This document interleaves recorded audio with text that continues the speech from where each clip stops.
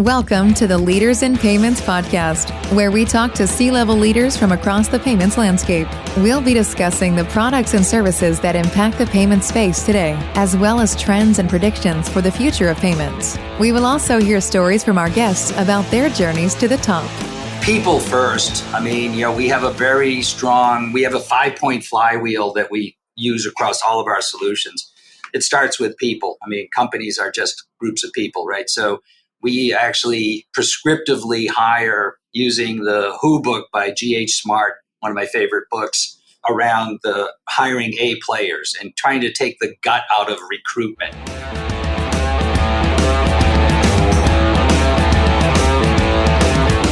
That was Bob Bennett, the CEO of EngageSmart, and he is our special guest this week on episode 161 of the Leaders in Payments podcast, and I'm your host, Greg Myers. Bob is an avid squash player with an underdog mentality and a passion for sales. He has run 4 different companies over the last 30 years, and today he's the CEO of EngageSmart, which is a bill presentment company that simplifies customer and client engagement through electronic payments. Their goal is to make invoicing 100% paperless. They also promote autopay solutions for invoice management through their proprietary brand called InvoiceCloud.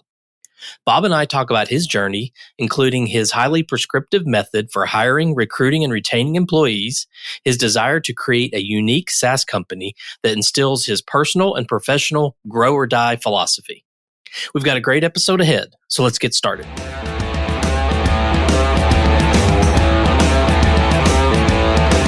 Hi, Bob. Thank you for being here and welcome to the Leaders in Payments podcast. Hey, Greg. Thanks for having me.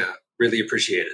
Absolutely. So let's dive right in and we'll go into your career in a minute, but let's talk a little bit about you, maybe where you grew up, where you went to school, where you currently live, a few things like that. So New England, Maine, Massachusetts, and did spend 11 years in the Northern Virginia, Washington, D.C. area, but grew up in New England, in harsh winters and rooting for, really bad teams when I was growing up, the Patriots and the Red Sox, and, building that inferiority complex, the underdog mentality that became important, I think, later in life to always be worried about someone stepping on you from New York. Okay. You guys had a recent snowstorm, didn't you? Yeah, well, we're still waiting for the next one. It's April 21st, and we're not done yet, probably, but we haven't had anything for maybe 3 weeks. Okay. Which is pretty good. That's good. That's good. Well, maybe the Patriots will turn things around this year.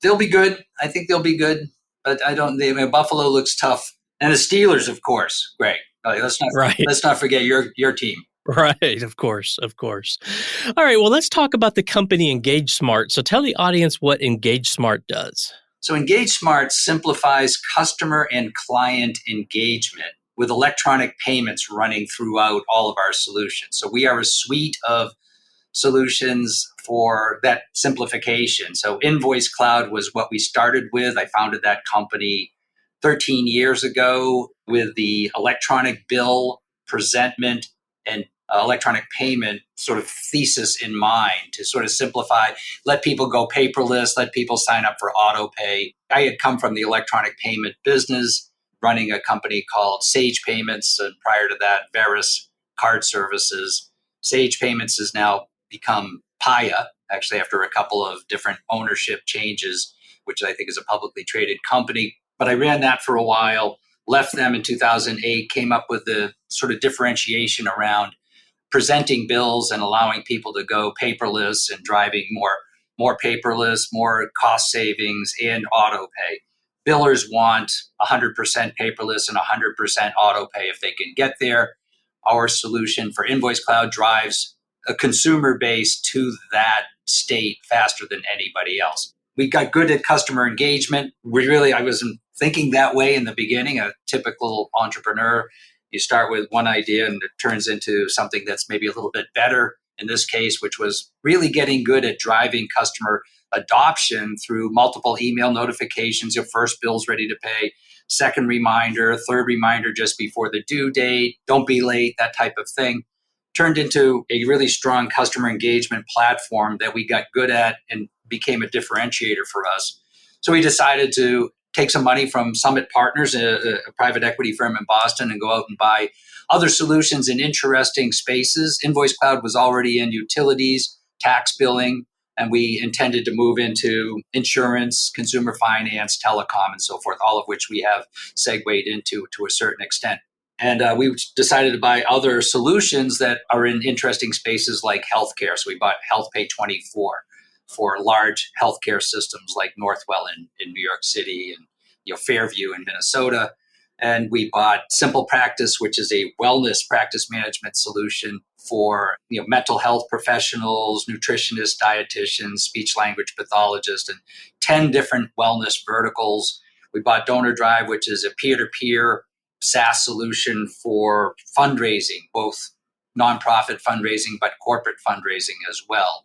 So we bought those solutions and ended up creating this parent company called EngageSmart, because all of these solutions drive digital self-service.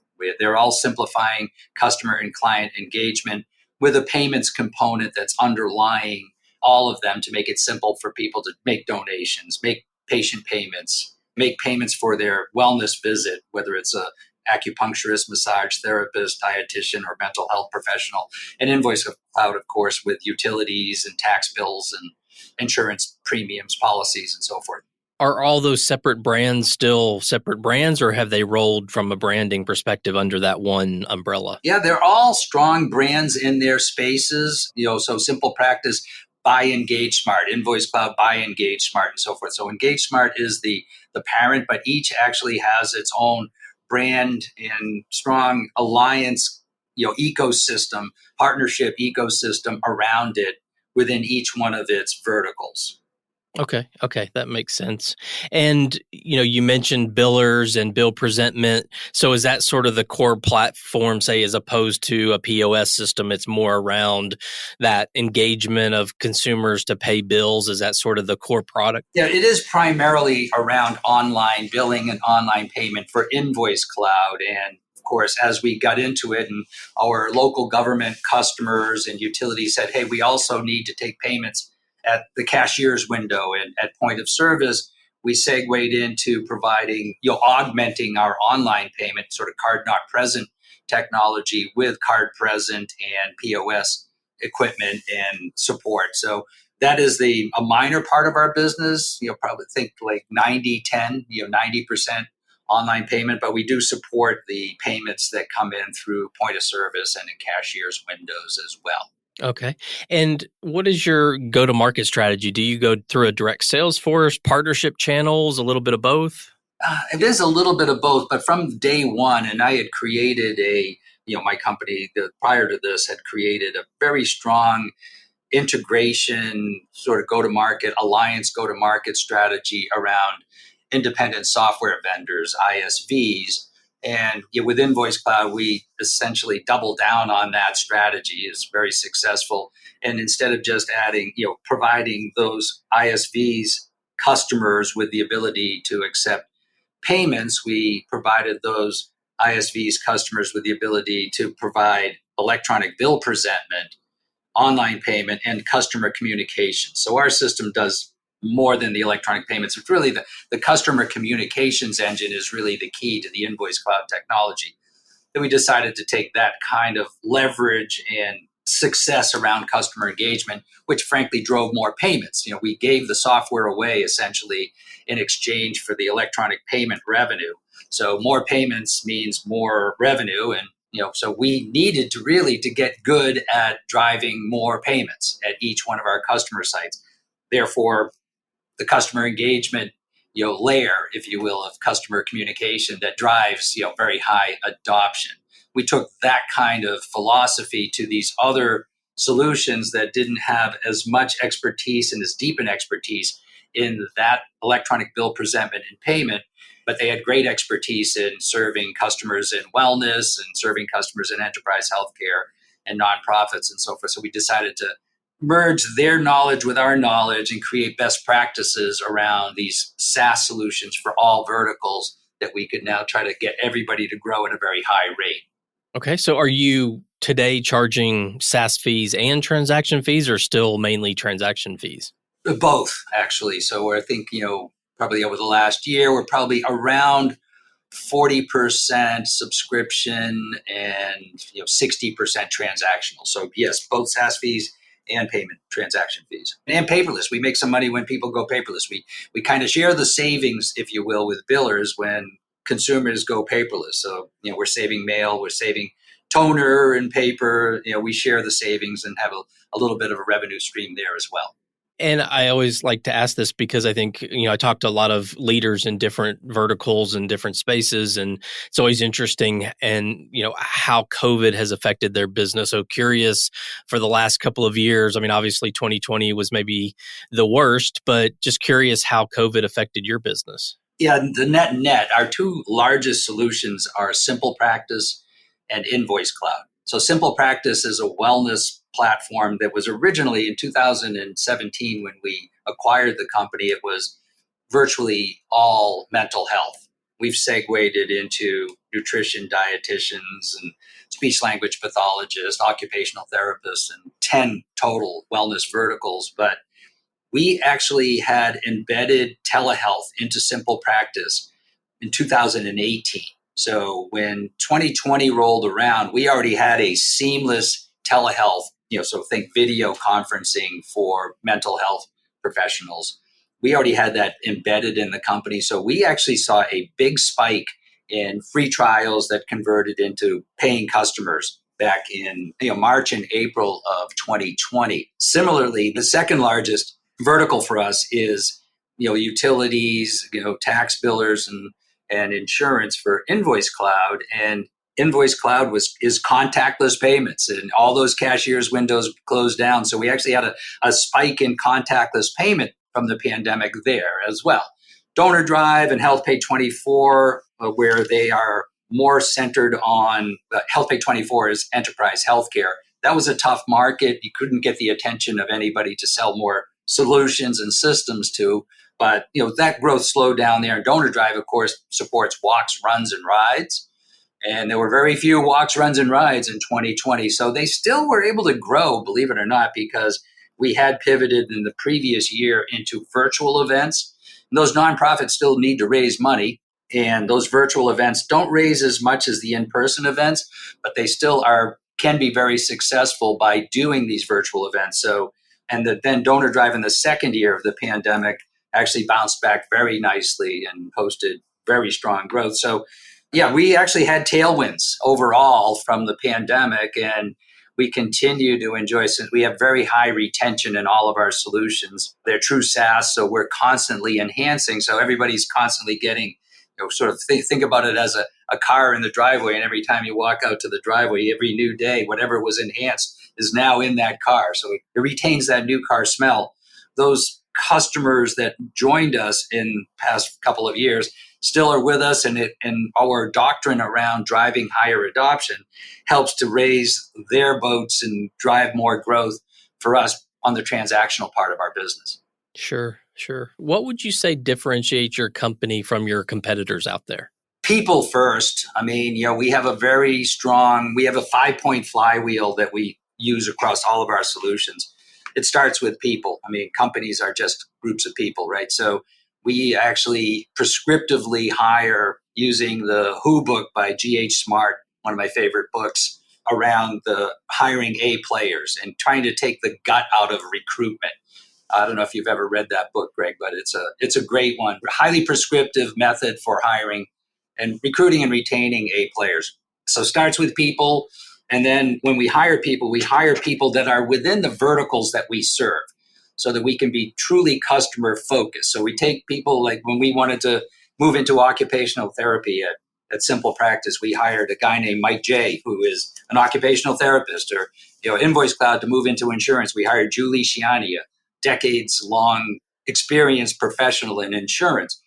That way we can put a very keen ear to the voice of the customer, be customer-driven with our product roadmap.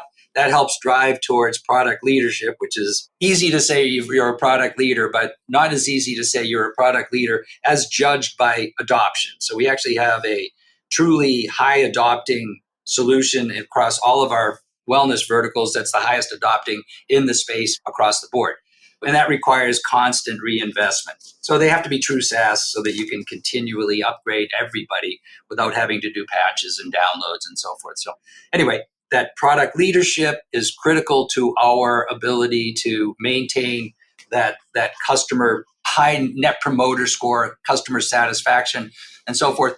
That helps us take an efficient go-to-market, which is through alliances. I know long-winded answer to your question, but the alliances drive our top of funnel across, Invoice Cloud for, we've got partners that provide insurance core billing systems, utility core billing systems, government, local government core billing systems. And we partner with them to lift the experience up for them. We share a little revenue back with them that lets us lean on each other and obviously provides a moat around our go-to-market.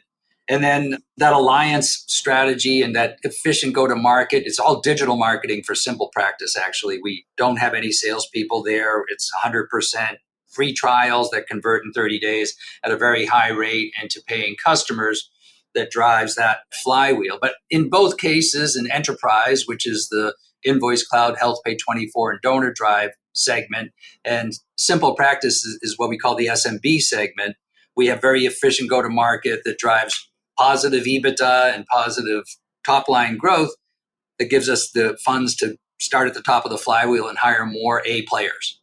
Okay. Where do you see, and you can answer this question kind of either in the consumer engagement vein or payments, either one or both, but where do you see the industry headed, say, in the next 2 to 3 years? Well, choices. People want to pay the way they want to pay. I mean, we're seeing a lot of crypto. We now accept cryptocurrency through our relationship with PayPal as an example. We are in a unique position with our solutions in that the customer is presented with the options to pay that we select, right? I mean, if we want to allow Visa, MasterCard, Discover, American Express, we do. Obviously, the more payment types you allow and encourage, electronic checks, for example, the more payments we're going to get. So crypto is now something that's been added, pay by text. So we call it omni payments, but you've got to be able to provide the customer with the ability to pay and simplify it. One of the major trends that we've seen with our customer base and its technology that we provide is when they're onboarding a new customer, whether it's a utility or a new patient for a psychologist or for a nutrition or a nutritionist or whatever, if they can capture the payment information upfront in the onboarding process and allow that patient or the consumer to sign up for auto pay and have the ability and give them obviously a clear direction that just because you're on auto pay, if you see something that's not right in the bill, you can still stop it at any time. It gives our customer, the utility or the clinician, the ability to have more people on auto pay and worry less and staff less around collections. The administrative burden goes way down. So the more you can engage with the consumer way up front, the higher the collections rate and the more satisfied the customer, ultimately the consumer, will ultimately become. I don't know if that answers your question appropriately, but that's my ramble. Yeah, I mean, obviously, I rarely have a conversation about the future of payments without crypto being mentioned. So it was interesting that you mentioned that. And then obviously, another big trend that you always hear about is removing friction from the experience. So, you kind of touched on that. I did want to go back and ask another question about the company. Are you just US based or global, or where do you conduct business today? So we have a $28 billion total addressable market, United States only. We really don't even have Canada or Mexico, Latin America. We're domestic only right now, and we're a high growth company, so we really have lots of wood to chop in the United States right in front of us here. We don't really need to go international, but it's an option for us as we move forward, certainly. And we have some customers in Australia and English-speaking places that are using the solutions because they can. But our primary target and entire focus is on domestic. Okay, great.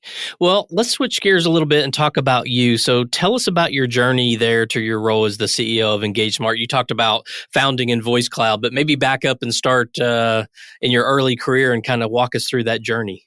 Sure. I grew up in suburban Massachusetts and Maine, and public school. Went to a public college, University of Maine. Provided a nice education in applied math and computer science back when it was way back in the 70s when we were carrying card decks to the computer center and praying that you didn't drop them in the freezing cold weather of Orono, Maine. And I was an applied math major, but I find that I really didn't use any of it. My true love was in the summers, I was able to work at and ended up managing this campground and marina in Belgrade Lakes, Maine, believe it or not, and delivering mail by boat. And, just a great job if the weather was good. And, learned that business was really my gravitation. I really just enjoyed the public facing, dealing with customers who needed to rent a canoe or a boat or fixing motors and, again, delivering mail by boat and seeing 100 different places, putting the envelopes, having my sister put the envelopes in the dock in the mailboxes that were on the dock and being able to just be outside, but, meeting all of these people and taking passengers around the lake and telling them about the lake and where the rocks are. And, it was just kind of both a little bit of a public facing job. But I got good at running the company. The owner of the company decided to go back to Scott Paper and work full time during the summers when our business was 100% seasonal, and leave the running of the marina and campground to my brother and I. And, we ran the company successfully, that little business successfully. And I knew then that I was needed to be in business at some point, running my own thing. I went into technology, an engineering firm, and then went into, Factory Mutual Engineering in Norwood, Mass, where we inspected buildings for insurance companies and made sure they weren't going to burn down or collapse with snow. And then you got into software since I was a applied math computer science major at Western Electric.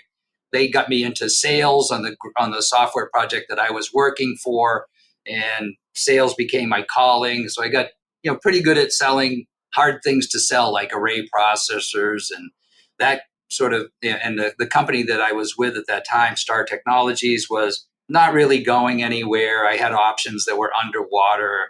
I've always been sort of financially focused on trying to create growth and wealth. And so I decided that I needed to start my own company. I started a company called Microfridge, a refrigerator, freezer, microwave oven combination for college residence hall rooms. We can't call them dorms in that industry, 4-letter word, but college residence halls and hotels and, assisted living, military barracks, bachelor officers' quarters, and so forth. So Microfridge got pretty big. I started that company full time in the end of 1988. And, in 10 years, that had become a $25 million company, profitable. And another company, a publicly traded company, purchased it. I wanted to get back into technology. I was after almost a decade in the appliance business, and did that. Got into IT services, helped a fellow down with his company down in Virginia. And, that company had a liquidity event in a couple of years, which was their goal. And I moved into electronic payment at a company called Network One, which became Veris, which became Sage Payments when we sold to Sage Software, which became Paya ultimately. And I left between Sage Payments and Paya and started Invoice Cloud. So that's kind of the trajectory. But, I've been in 30 years, I've run 4 companies, and 2 of them have been as a hired gun, and 2 of them have been companies that I started from scratch. So what led you to start Invoice Cloud? So I loved the electronic payment business, just the recurring, sort of think of millennials that are replacing check writers, older folks like me, I guess, that have historically paid all their bills by check. They're getting replaced over time by folks that don't even know where the checkbook is, like me at this point, actually. Right. And, so that rising tide provides just such a nice, tailwind in electronic payments that's going to continue. I mean, 40% of payments are still from paper checks. So, there's a huge opportunity that remains for replacing those paper checks over time. So love the space that I got into there with Network One, and had really good people there that taught me the ropes of electronic payment that I owe a great debt of gratitude to. And wanted to continue in that business, but differentiated from the commoditized nature of electronic payments. Electronic payments are highly commoditized. our cost of electronic payments is shockingly low, and we're not a PayFac. You just don't need to be today, in my opinion. And if you need instant mids, you can partner with somebody that can give you instant mids, if you will. But you don't need to build underwriting and risk management systems today if you partner appropriately and still can have a very attractive cost basis, in my opinion. So love the space, wanted to add differentiation. So adding customer communication layer and electronic billing so that you could go paperless were two things that very few companies were doing. And making it true SaaS was truly unique. So, true SaaS was the only way that we had been building the product that we had at this company called Sage Payments before I started Invoice Cloud. So that was a natural segue for me to just start this company and try to drive higher adoption and higher recurring revenue than you could without the customer communications layer and without the electronic bill presentment that drove paperless billing. Got it. So what are some things you're passionate about? So maybe one personal passion and one business-related passion. Well, growth is for both. Personal growth of people around it. I'm passionate about serving customers because I understand that is, if you serve customers, partners and employees, the shareholders will be well served. So, customers, partners, employees, and shareholders in that order. I do love to learn and grow and to help my team grow, but I am also an avid competitive person, I guess, around playing squash. Played this morning and yesterday morning as well to sort of keep the blood flowing, try to fake out my brain about my age. And, grow or die, is kind of the philosophy for me in terms of life, personal life as well as business life. But, I love to see people grow and be successful and kind of what drives me. What would your advice be to someone coming right out of college and they look at the payment space, which, today so much money's been invested in it. And, you've got the word fintech now, kind of the hot, sexy space. And kids, I guess, today can actually take courses in fintech. Didn't exist when I went to school, but they can, look at payments or fintech as an actual career opportunity. So what would your advice be to someone coming right out of college? They look at payments and say, hey, I want to jump in that industry. What do I do? What would you tell them they should do to be successful? Well, I think almost every entrepreneur needs to learn how to sell. If you want to be an entrepreneur, you got to learn to sell, or you've got to partner with somebody that has learned how to sell. So now that's two people, which is not as good as one person who knows how to sell and can be innovative and creative about product management, product development, and so forth. So I think selling is a really, really important skill. The people, I don't use any of the I don't know what I don't use, I guess, but I don't use my applied math. I don't use my computer science. I use my social skills that I developed at my fraternity at the University of Maine and in my high school and, in my social endeavors, following college. I mean, the social skills are really critical, much more critical, in my opinion, than an academic education. So be sure to get yourself out there, get face-to-face, get voice-to-voice, and develop those social skills, the selling skills. As you said, you can probably take fintech courses now. Guess what you can't take in almost any college? A sales course. That's a big gap that is missing in colleges. I mean, you think about a company, what percentage of their expenses are in sales? North of 20% typically, right? Could be 30%, but anywhere from, let's say, 15 to 30% are in sales, direct salespeople, lead generation, sales development representatives, inside sales, outside sales. North of 20% is typical for your expenses. How many sales courses are there in college? 0. What percentage of expenses are finance and accounting? 5%? How many courses are there at any college in finance and accounting? Lots. Right? Dozens. But it's only 5% of your expenses. But sales is 20-something% of your expenses, and there are no courses in sales. So, I mean, it's all about the stigma around, somebody says sales and people immediately think used cars and, vinyl siding and Danny DeVito or, whatever. They're not thinking about the impact But it all starts with the exchange of currency for a product or service. And if you don't have people that are really adept at selling, you're not going to get there. You're just not going to make it. Yeah. I think in some ways, everybody sells, whether it's you selling your product for a company, or if you're in accounting, you may have to sell a new way of doing something to someone. You may have to sell a project or an initiative you want to engage on. I mean, I think having those kind of back to your social skills thing, having those social skills and being able to present and to sell concepts, ideas, whether that's a product, a solution, or your own initiatives that you want to do at a company. I think in some way, shape, and form, we're all salespeople. 100% agree. So think about the advantage somebody has of actually having some sales training as an accountant, as a finance professional, as a human resource professional, having the ability to be persuasive in a very transparent way, understanding that building rapport, building trust with a prospect is actually perhaps the most important ingredient for success in a sale. Yeah, I think that's some of the best advice that I've heard on my podcast when I asked this question. I think that's incredibly important. Well, Bob, we've covered a lot of ground so far. We've talked about the company and what you guys do and where the space is headed, and then obviously about your personal journey. Is there anything else you'd like to add before we wrap up? No, I think you've been fabulous. I appreciate the time and look forward to listening into this and your other podcasts. Awesome. So what would be the best way for people to learn more about EngageSmart? EngageSmart, www.engagesmart.com. Okay. And how about reaching you? Are you on LinkedIn? Absolutely. Yep. Bob Bennett, LinkedIn. Great. Well, Bob, thank you so much for being on the show today. I know your time is very valuable, so I really appreciate you being here. My pleasure, Greg. Thank you very much. And to all you listeners out there, I thank you for your time as well. And until the next story. Thank you for joining us this week on the Leaders in Payments podcast. Make sure you visit our website at leadersinpayments.com, where you can subscribe to the show and where you'll find our show notes. If you enjoyed listening, please share on your social channels as well.